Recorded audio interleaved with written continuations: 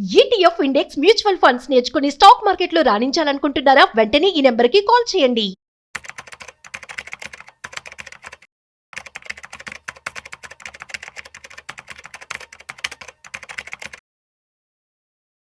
Hi, hello, namaste. Welcome to Business Buzz with Rajiv Pasupuleti on Suman TV. So guys 24-25 financial ఇయర్కి సంబంధించి income tax అనేది file చేయడానికి date అనేది పొడిగించడం జరిగింది. So అది ఎప్పటి వరకు పొడిగించారు, ఏమైనా చేంజెస్ ఇందులో వచ్చాయా, సో ఎట్లా రిటర్న్స్ ఫైల్ చేసుకోవాలి, ఈ విషయాలు మనతో చెప్పడానికి ఇవాళ మనతో సిఏ రవీంద్రబాబు గారు ఉన్నారు. సో వారి మాటల్లో మరింత సమాచారం అడిగి తెలుసుకుందాం. హాయ్ సార్, నమస్తే. హాయ్ అండి, నమస్తే. ఎలా ఉన్నారు? గుడ్ అండి. Yeah, fine.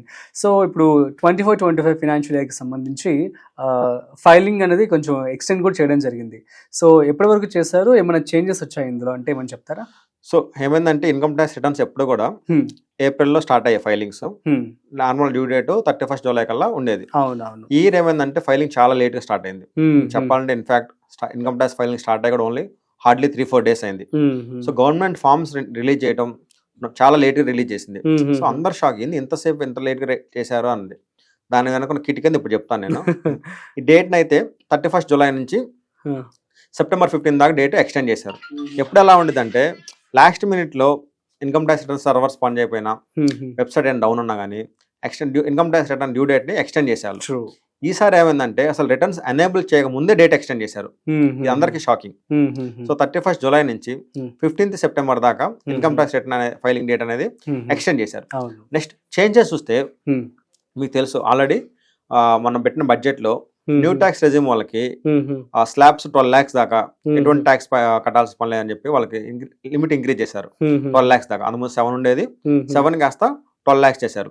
Old tax resume లో ఎవరైతే కంటిన్యూ అవుతున్నారో వాళ్ళకి ఎటువంటి బెనిఫిట్స్ ఇవ్వలేదు. అంటే స్లాబ్ పెంచలేదు, నెక్స్ట్ ఏటీసీ పెంచుతున్నారు, ఏటీసీని పెంచలేదు. దాని కంటిన్యూషన్ గా ఇప్పుడు ఫైలింగ్ చేసేటప్పుడు వాళ్ళకి చాలా చేంజెస్ తెచ్చారు. ఎలాగంటే పొమ్మని లేక పోబెట్టినట్టు న్యూ ట్యాక్స్ రెజ్యూమ్ లో మాత్రం లాస్ట్ ఇయర్ ఎలా ఉందో సేమ్ అంతే. స్కీమ్ సెలెక్ట్ చేసుకోవటం, ఇన్కమ్ ట్యాక్స్ రిటర్న్ ఫైల్ చేయటం, రిఫండ్ వస్తే రిఫండ్, ట్యాక్స్ వస్తే tax, no change. But old tax regime ఎవరైతే ఆప్ట్ చేసుకున్నారో, అంటే ఓల్డ్ ట్యాక్స్ రెజ్యూమ్ అంటే ఏంటంటే మనం రెంట్ కడుతున్నాము, హోమ్ లోన్ తీసుకున్నాము, ఏటీసీలో ఇన్వెస్ట్మెంట్ చేసాము, ఏటీడీలో ఇన్వెస్ట్మెంట్ చేసాము, ఇలా అయితే ఎవరైతే ఓల్డ్ ట్యాక్స్ లో ఉండి సేవింగ్స్ చేసుకొని ఇన్వెస్ట్మెంట్ చేసుకున్నాము, మన దీనికోసం ట్యాక్స్ బెనిఫిట్ వచ్చిందని చెప్పేసి వస్తున్నారో వాళ్ళ మాత్రం సో మచ్ ఆఫ్ ఇన్ఫర్మేషన్. వాళ్ళ మన బడ్జెట్ లో ఏం పెంచాల, స్లాబ్స్ నెక్స్ట్ డైరెక్షన్స్ ఏమి పెంచాల, అవేం చేయకపోయింది కాక నెక్స్ట్ ఇప్పుడు ఫైలింగ్ చేసేటప్పుడు సో మచ్ ఆఫ్ ఇన్ఫర్మేషన్ అడుగుతున్నారు. ఎలాగంటే లాస్ట్ ఇయర్ దాకా ఎలా ఉండేది, క్లీన్ గా అబ్జర్వ్ చేస్తున్నారని చెప్పి ఇప్పుడు అంత క్లీన్ గా దాన్ని మళ్ళీ థర్డ్ పార్టీస్ తో వెరిఫికేషన్ చేస్తాం అంటున్నారు. అది ఎలా వెరిఫై చేస్తారో చూడాలి, ఇంకా అది స్టార్ట్ అవ్వలేదు. బట్ ఎలా లాస్ట్ రెగ్యులర్ గా జరుగుతూనే ఉంటుంది కదా అసలు. ఇప్పుడు అంటే వీళ్ళు ఈ ఓల్డ్ ట్యాక్స్ రెజ్యూమ్ లో ఎవరు ఉండకూడదు అని వాళ్ళ ఉద్దేశం, వాళ్ళ పాలసీ, వాళ్ళ ప్రొసీజర్, దాని తగ్గట్టు అన్ని చేస్తున్నారు. సో ఎలా చేస్తున్నారంటే అంతకుముందు ఇన్కమ్ ట్యాక్స్ రిటర్న్ ఫైల్ చేసేటప్పుడు మనకి ఏటీసీలో ఏమైనా డిడక్షన్ ఉంటే సెక్షన్ 86 సెలెక్ట్ చేసుకుంటాం.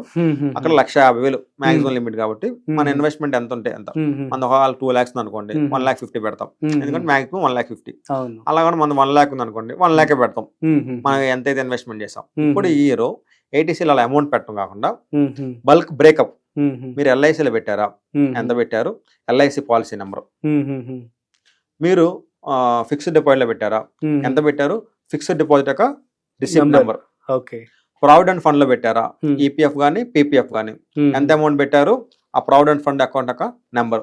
సో నెంబర్స్ తో సహా వాళ్ళు బ్రేకప్ ఇవ్వాల్సి వస్తుంది. నెక్స్ట్ అంత 80D మెడికల్ ఇన్సూరెన్స్ తీసుకుంటారు, ఫ్యామిలీ ప్రొటెక్షన్ కోసం ఎవరన్నా తీసుకుంటారు ఇన్సూరెన్స్. 80Dలో మనకి డిడక్షన్ వచ్చింది.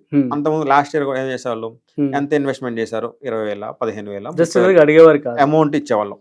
ఇప్పుడు ఏ కంపెనీలు తీసుకున్నారు ఇన్సూరెన్స్ పాలసీ, ఎవరి దగ్గర తీసుకున్నారు, స్టార్ హెల్త్ లో తీసుకున్నారా, ఐసిఐసిఐ తీసుకున్నారా, ఆ పాలసీ నెంబర్ ఎంత, వాళ్ళకి ఎప్పుడు పేమెంట్ చేశారు, అమౌంట్ ఎంత, అలాగా ఏటీసీ ఏటీడీలో complete documents, observation documents. Next rent కడితే మనకి హెచ్ఆర్ఏ డిడక్షన్ వచ్చింది. హెచ్ఆర్ఏ డిడక్షన్ వచ్చినప్పుడు తీసుకుంటాం. లాస్ట్ ఇయర్ దాకా కూడా ఏంటంటే హెచ్ఆర్ఏ అమౌంట్ ఎంత, మనం ఎంత డిడక్షన్ వస్తే డైరెక్ట్ బల్క్ అమౌంట్ వేసాము. ఇప్పుడు మొత్తం కంప్లీట్ గా ఎంత రెంట్ కడుతున్నావు, నువ్వు మెట్రో సిటీలో ఉంటున్నావా, నాన్ మెట్రో సిటీలో ఉంటున్నావా, నీ బేసిక్ అమౌంట్ ఎంత, నీ ఎంప్లాయీ డీటెయిల్స్ ఏంది, నీ హెచ్ఆర్ఏ అమౌంట్ ఎంత అని చెప్పి ఆటోమేటిక్ ఇప్పుడు సిస్టమే క్యాలిక్యులేట్ చేస్తుంది.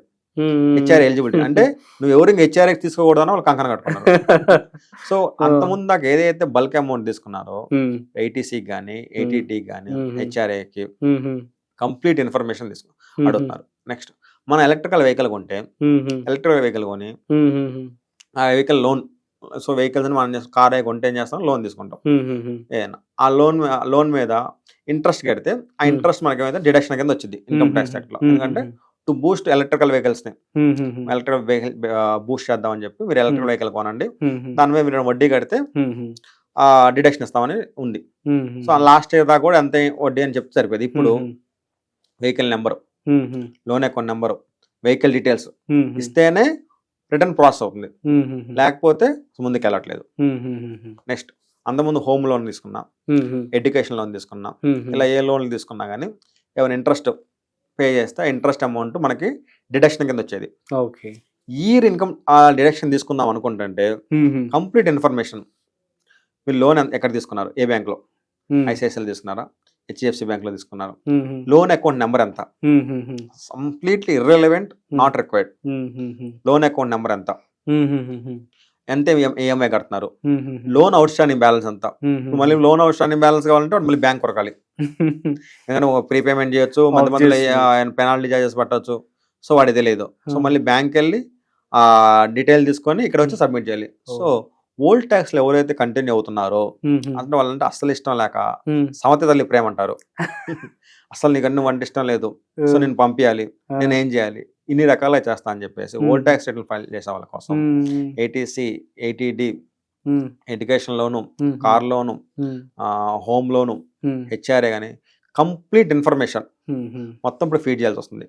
నెక్స్ట్ ఈ డేటాని ఇప్పుడు వీళ్ళు ఏం చేద్దాం అంటున్నారంటే బ్యాంక్స్ తో చెక్ చేసుకుంటారు, అంటే కట్టారా లేదా. నెక్స్ట్ ఇన్సూరెన్స్ కంపెనీస్ తో చెక్ చేయడం, వీళ్ళ దగ్గర మీ పాలసీ చాలా పెద్ద టైం తీసుకుంటుందేమో కదా, మరి చూడాలి అవుతుందంటారా. అది అవుతుంది, ఎవ్రీ ఇయర్ అలా భయపడుతూనే అప్లై చేస్తారు, కానీ ఇప్పుడు మరి మీరు చెప్తుంటే కొంచెం స్ట్రిక్ట్ గా ఉన్నట్టు స్ట్రిక్ట్ గా ఉంది. మరి వాళ్ళు వెరిఫై ఎలా చేస్తారు, అంత డేటా కన్సల్టేషన్ ఉండిద్దా లేదా, లేకపోతే వీళ్ళు ఇంకా ఇలా చేస్తే ఇవన్నీ ఇవ్వలేక న్యూకి వెళ్ళిపోతారని చేస్తున్నారు అనేది తెలియదు, వెరిఫికేషన్ అనేది తెలియదు. ఇప్పుడు ప్రజెంట్ మాత్రం already income tax filing start అయింది కాబట్టి ఫైల్ చేస్తుంటే మేము క్లయింట్స్ కూడా ఇన్ఫర్మేషన్ అడుగుతుంటే, ఏం సార్ ఈ డేటా అంతా అడుగుతున్నారు, ఎప్పుడు లేదు, ఫస్ట్ టైం అడుగుతున్నారు అన్నది. ఫస్ట్ టైం అడుగుతా మనం ఏం చేసేది ఏముంది, what government says we have to follow.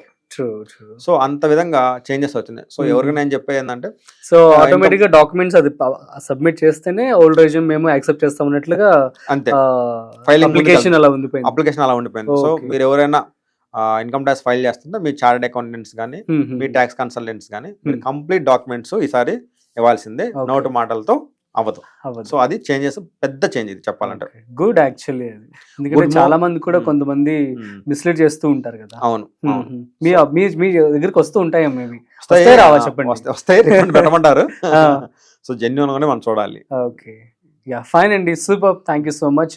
So new resume కి అయితే ఎటువంటి ప్రాబ్లం లేదు, న్యూ రెజ్యూమ్ లో ఏం చేంజెస్ ఏం లేదు. వాళ్ళకి బెనిఫిట్ ట్యాక్స్ ల్యాబ్ ఇంక్రీజ్ చేసింది కాబట్టి నెక్స్ట్ ఇయర్ నుంచి వాళ్ళకి ఏం చేంజెస్ లేవు. ఓన్లీ ఓల్డ్ లో ఉన్న మాత్రం ఎక్స్ట్రా డీటెయిల్స్ అన్ని కూడా ఇవ్వాల్సి వచ్చింది.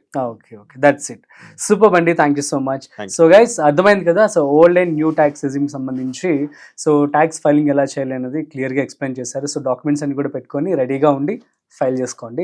దట్స్ ఇట్, మరొక ఇంట్రెస్టింగ్ కంటెంట్ తో మళ్ళీ కలుద్దాం. అంతవరకు చూస్తూనే ఉండండి సుమన్ టీవీ.